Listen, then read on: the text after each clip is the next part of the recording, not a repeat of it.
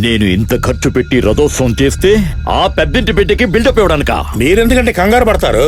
జాతర చాలా బ్రహ్మాండంగా జరిగింది కదండి. లేదు చిన్న గౌడు గారు. వాడు అరకులో బిర్యానీ అమ్మేవాడు. నీకెలా తెలుసు? వాడికి నాకు ఒకసారి గొడవ అయింది. నా కొడుకు నా మీద చేయి చేసుకున్నాడు.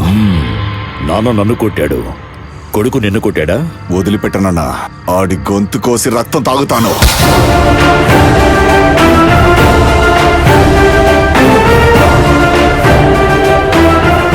నమస్కారం అండి.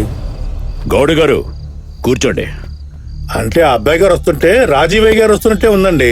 అయ్యా, పెద్దింటి బిడ్డ గారు నిలబడే మాట్లాడతారు. పర్వాలేదు, మీరు కూర్చోండి. ఏంటి ఇలా వచ్చా? మీరు కూర్చోండి, మాట్లాడతాను. పెద్దింటి అబ్బాయి అని చెప్పినందుకు నువ్వేం పెద్దోడు అయిపోవు. నేనలా ఎప్పుడూ అనుకోలేదు. ప్రజలు నన్ను ప్రేమగా పిలుస్తున్నారు. ప్రేమతో ఇచ్చేది ఏదైనా సరే నేను వద్దని చెప్పను.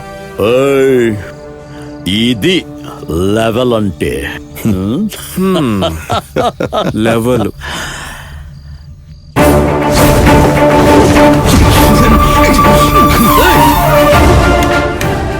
లెవెల్ అంటే ఇది తరతరాలుగా వచ్చేదే పెద్దింటి లెవెల్. ఏంటి లెవెల్? మట్టి. మీ నాన్న రైతులకు అన్యాయం చేశాడు, అందుకే ఈ మీటింగ్. రైతుల్ని మోసం చేసేంత చీప్ కాదు రాజయ్య. మీ నాన్న పెద్ద సత్య హరిశ్చంద్రుడు, బంగారం లాంటి మనిషి. ఏయ్, మీ నాన్న విల్లను. మా నాన్న నాకు మాత్రమే విలన్. ఆయన ఎవరైనా ఇబ్బంది పెడితే వాళ్ళకి నేను విలన్.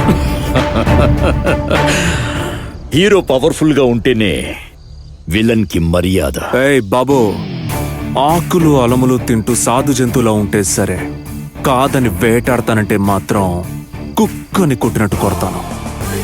నేనలా కొట్టక ముందే ఇక్కడి నుంచి పారిపో.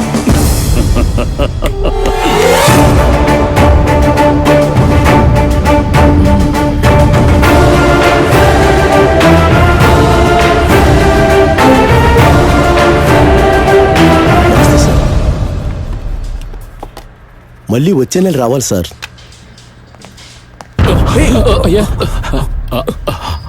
కొద్దిగా స్లిప్ అయింది. ఏవైనా నా ఒంట్లో శక్తి ఇంకా తగ్గలేదు. నీ సహాయం కావాలన్నప్పుడు అడుగుతాను. పద వెళ్దాం.